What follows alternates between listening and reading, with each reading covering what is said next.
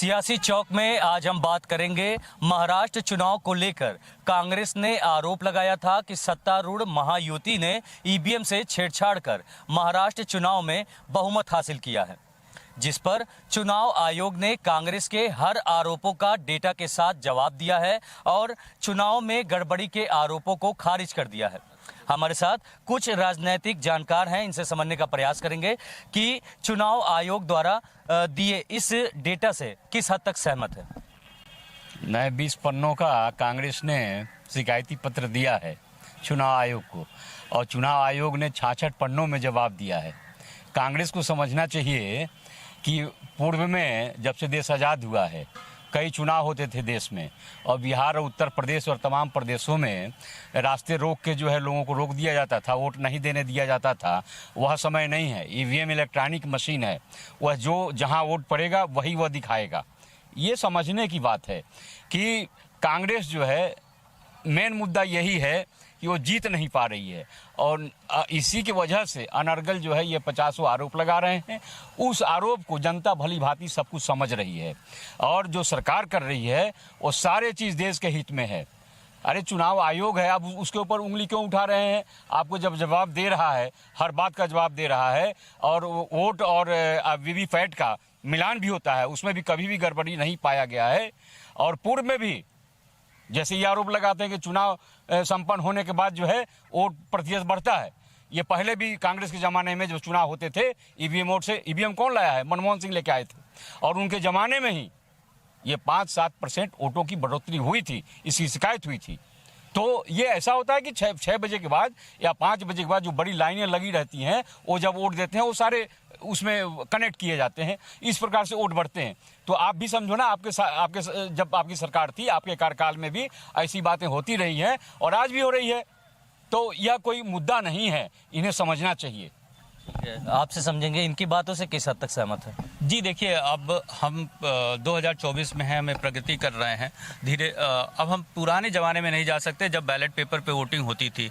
तो electronic machine है और मेरा तो कहना है कि इसको और एडवांस करना चाहिए ताकि लोग घर बैठे वोट कर सके, उसमें तब और वोट परसेंटेज बढ़ेगा। लेकिन ये बार बार हर चुनाव के बाद जब भी हार रहे हैं लोग, तो ये सबसे आसान मुद्दा पा रहे हैं ईवीएम, इस पे उंगली खड़ी कर रहे हैं। और इस बार भी चुनाव आयोग ने पूरा जवाब दिया, सब कुछ किया। एक चुनाव आयोग ने एक जो डिमांड था वीडियो फुटेज का, तो वीडियो फुटेज, मेरा ये कहना है कि अगर चुनाव आयोग इतना साफ सुथरा है, इतना सब कुछ ईमानदारी से काम हो रहा है, तो उन्हें वीडियो फुटेज देने में क्या एतराज़ है?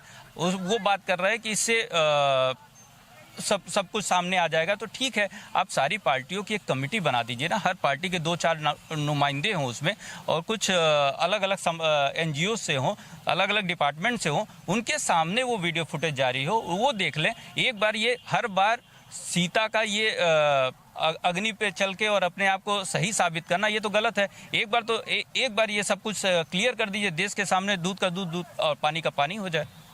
ठीक है, और भी लोग हैं, समझेंगे कि चुनाव आयोग ने अपने जवाब में यह भी कहा है कि वास्तविक मतदान प्रतिशत, वोटर टर्नआउट जो होता है, इसको बदलना असंभव है, क्योंकि मतदान प्रतिशत का विवरण देने वाला वैधानिक फॉर्म 17C जो होता है, वो मतदान केंद्र पर मतदान समाप्ति के समय में जो उम्मीदवार होते हैं, उनके अधिकृत जो एजेंट होते हैं, उनके पास उपलब्ध होता है। तो इस पर क्या कहेंगे? तो यही बात तो हम लोग भी कह रहे हैं ना कि ईवीएम जो है और वीवीपैट का जब मिलान हो रहा है उसमें कोई गड़बड़ी नहीं हो रही है, तो आपको संदेह क्यों हो रहा है? हमारे कहने का मतलब है आपको वोट जनता नहीं दे रही है, वोट आपको देने के पक्ष में भारत के लोग हैं नहीं। या समझ लीजिए, आप बार बार जो प्रश्न उठा रहे हैं, कांग्रेस पार्टी जो प्रश्न उठा रही है, मेन कारण यही है कि इन्होंने जो है देश में इनको कोई काम करना नहीं है। इनकी जहां भी सरकारें हैं ये वादा करते हैं, उस वादा की पूर्ति भी नहीं करते हैं और इनकी इसके वजह से अन्य प्रदेशों में इनको वोट कम मिल रहा है। और रह गया सवाल, ये समय जो है ये नए जमाने का समय है और जो वोट पड़ रहे हैं और इसमें कोई भी गड़बड़ी नहीं हो रही है। आज जो है ईमानदारी से वोट डाले जा रहे हैं और ईमानदारी से उसे करना होती है। रही बात कि वोट प्रतिशत बढ़ने की, तो वोट प्रतिशत बढ़ती नहीं है और ये वोट जो है एक्यूरेट हैं, ऐसा नहीं है कि बढ़ रही है वोट। और जिस प्रकार से चुनाव हो रहे हैं, देखिए देश का चुनाव जो है यह एक बहुत ही सीक्रेसी मामला है। इसको हम अगर अंडरस्टूड अपने अपने हाथ में नहीं रखेंगे और आप बार बार जो वीडियो फुटेज मांग रहे हैं, वीडियो फुटेज आप देखेंगे और दिखाएंगे समाज को, तो उसे क्या होता है? हमने वोट जो है, हम कह रहे हैं कि हमने भाजपा को वोट दिया है, और हर लोग जो है इस प्रकार से जागरूक नहीं है। देहातों में बहुत दुश्मनियां होती हैं, तो इस प्रकार से जो सिक्रेसी बनी है उस सिक्रेसी बने रहने दीजिए।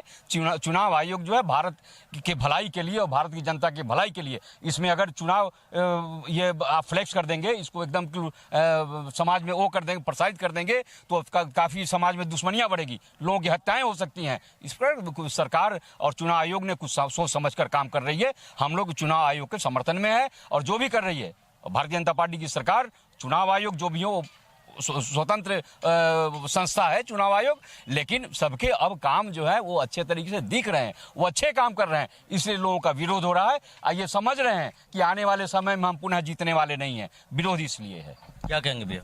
जी देखिए, मैं ये नहीं कह रहा हूँ कि आप उसको पिक्चर की तरह रिलीज़ करके और पूरे देश को वो मूवी दिखाइए कि इस तरह से वोट पड़ रहा है, ताकि गाँव में शहरों में एक तनाव का माहौल क्रिएट हो।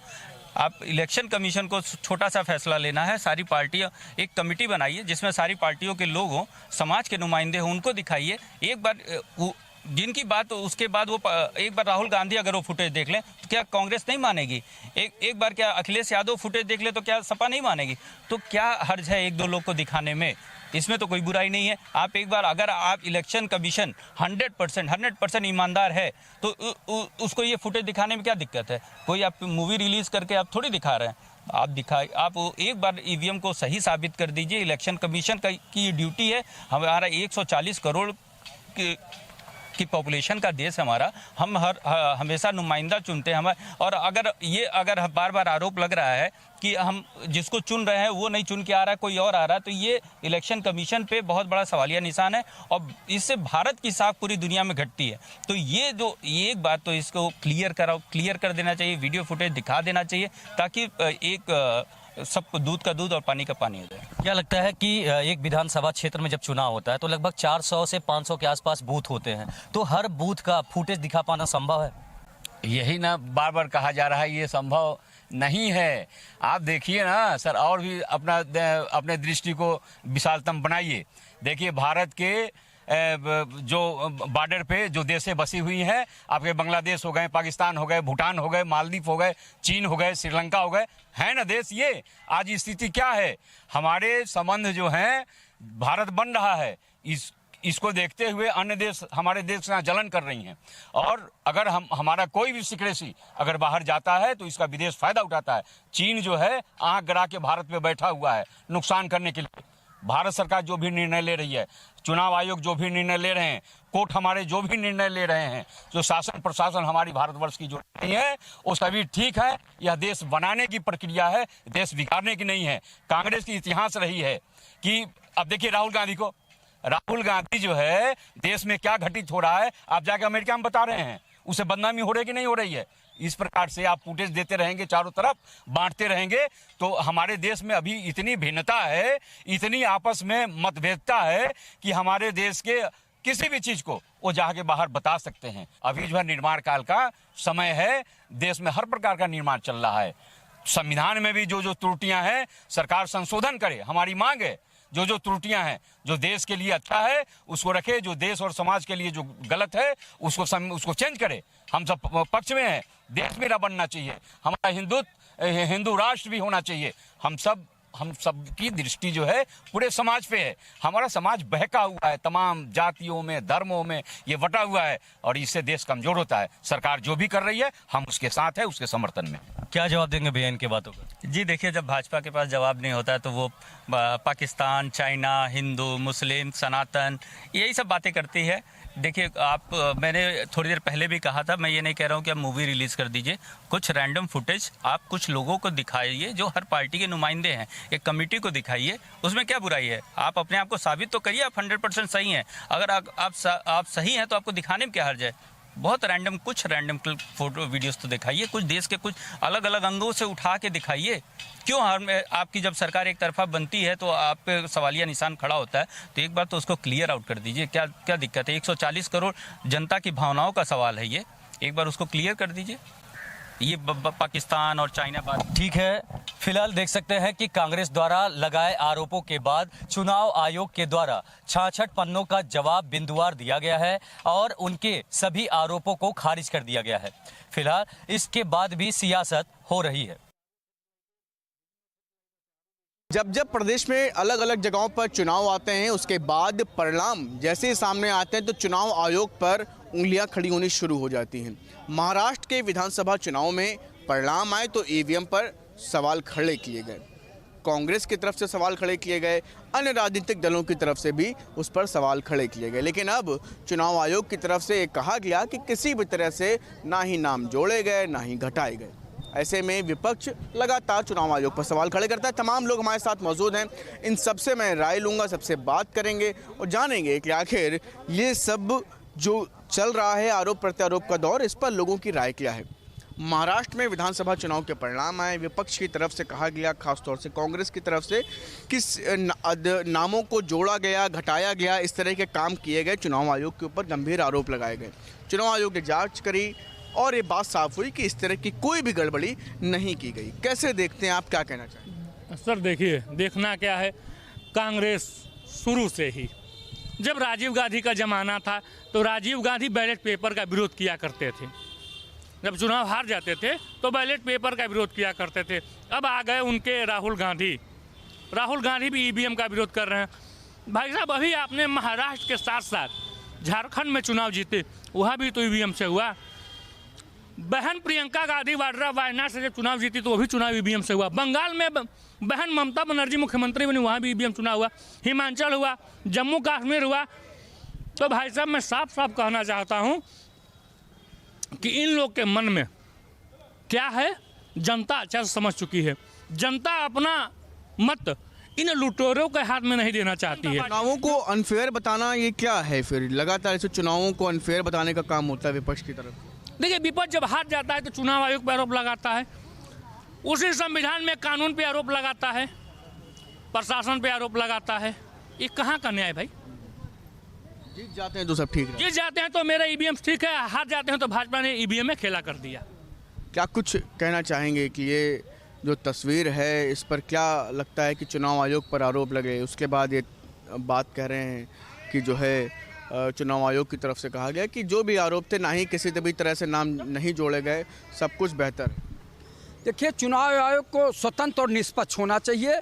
चुनाव हारना जीतना अलग की बात है, जनता जिसको वोट देगी वो जीतेगा, लेकिन चुनाव आयोग को चुनाव भी निष्पक्ष होना चाहिए और 5 सदस्य या 7 सदस्य होना चाहिए, तब जाके चुनाव उनका होना चाहिए। लेकिन जो है चुनाव आयोग को बोला कि जो है महाराष्ट्र में कांग्रेस ने अपनी तरफ से रिपोर्ट दी कि करीब 40 से 50 सीटों पर अनफेयर चुनाव हुए, 5000 नाम जोड़े गए।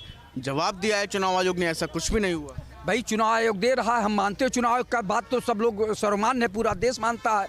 और ये चुनाव का वास्तव में एक बात बताएं कि कोई भी चुनाव होता है, कभी आडवाणी जी भी कहा करते थे कि ये ईवीएम मशीन से चुनाव न हो, यहाँ घपलेबाजी होती है। जब कांग्रेस कभी नहीं हारती थी तो भारतीय जनता पार्टी भी यही आरोप लगाती थी कि ये लोग बेईमानी कर लेते हैं, ये लोग जो है चुनाव आयोग बेईमानी करके चुनाव जिता दे रहा। तो ये जो आरोप प्रत्यारोप है ये लगते रहेंगे, लेकिन चुनाव आयोग को निष्पक्ष होना चाहिए। जनता में इनका जो साख बनी रहनी चाहिए। चुनाव आयोग निष्पक्ष संस्था बनी रहनी चाहिए, तभी लोकतंत्र जिंदा रहेगा, नहीं तो लोकतंत्र नहीं जिंदा रह पाएगा। और भारतवासियों को लोकतंत्र बहुत जरूरी है, नहीं तो राजतंत्र। ये तो आरोप लगाए तो उसको तो जवाब दे दिया, लेकिन चुनाव आयोग ने कि ऐसी कुछ गड़बड़ी नहीं हुई। तो क्या सिर्फ आरोप लगाना है अनफेयर चुनाव का कांग्रेस के? जब चुनाव आयोग ने जवाब दे दिया कि चुनाव आयोग सही निर्णय दिया है, तो अब उसमें अनफेयर कोई कहे या न कहे, कोई मानने वाला है? भाई, सुप्रीम कोर्ट जाए, वहाँ से भी जो कुछ होगा फैसला तो देखा जाएगा। लेकिन जनता ये मानती है कि चुनाव निष्पक्ष होना चाहिए और स्वतंत्र होना चाहिए, किसी के दबाव में नहीं होना चाहिए। और आयोग यानी चुनाव आयोग भी निष्पक्ष होना चाहिए, चुनाव आयुक्त भी निष्पक्ष होना चाहिए। जय हिंद, जय भारत। क्या कहना चाहेंगे आप? विपक्ष की तरफ से हमेशा ही ये कहा गया, महाराष्ट्र में भी ये बात कही गई कि अलग अलग सीटों पर मतदाताओं के अतिरिक्त नाम जोड़े गए, लेकिन चुनाव आयोग ने तस्वीर साफ करी कि ऐसा कुछ भी नहीं हुआ है, अपनी रिपोर्ट सौंपी, उसमें कहा। कैसे देख रहे हैं? क्या सिर्फ विपक्ष अनफेयर साबित करना चाहता है चुनावों को? क्या सिर्फ एक एजेंडे के तहत काम हो रहा है? नहीं, ये मैं तो राजीव कुमार से बिल्कुल भी सहमत नहीं हूँ। अभी उसने ये कहा कि अगर हम ऐसा कुछ करते हैं, अगर हमें आंकड़ों के बारे में सार्वजनिक करना पड़ेगा, तो उसमें कहीं ना कहीं प्रधानमंत्री जी आप फंस रहे हैं। आप सुनिए सर जी, उन्होंने कहा कि प्रधानमंत्री जी आप कहीं ना कहीं फंस रहे हैं, हम आंकड़े नहीं पेश कर सकते हैं, इसलिए जल्द से जल्द कोई कानून लाइए। तो मैंने कहा ना, जिसकी लाठी उसी की भैंस, नरेंद्र मोदी ने वही करके दिखा दिया। उसने इस तरीके के बदलाव किए कि अब जब भी चुनाव होंगे ईवीएम के बारे में कोई भी जानकारी नहीं मिलेगी, C-17 के बारे में कोई फॉर्म नहीं। लोगों की भावनाओं का भी तो तिरस्कार है कि एक तरफ से कह देना कि 5000 वोट जोड़े गए, चुनाव आयोग की तरफ से बात रखी गई कि ऐसा कुछ भी नहीं हुआ। तो चुनाव आयोग पे आप जब विश्वास कर लोगे, वो तो नंबर 1 का झूठा है। मैं अभी बिल्कुल तक तो वही चुनाव करा रहा था देश में। झूठा है ना, मैंने अभी साबित तो कर दिया कि जब उसने पश्चिम बंगाल में कहा था फिर नरेंद्र मोदी, अगर तुम कोई कानून नहीं लाए इस पर, तो पहले तुम धरे जाओगे, हम तो बाद में धरे जाएंगे। पश्चिम बंगाल कहीं ना में कहीं ये छुपा छुपी का खेल चल रहा है ना। पश्चिम बंगाल में चुनाव आयोग कहाँ था, कर्नाटका में चुनाव आयोग वही चुनाव आयोग है। इसके अलावा जहाँ जहाँ जीते, क्या वहाँ चुनाव आयोग नहीं था, या वो वहाँ पर भी बेईमान था या नहीं था? क्या नहीं, वहाँ तो देखिए, एक बात होता है ना, वोट परसेंटेज में आपने किस आधार पर बेईमानी की है।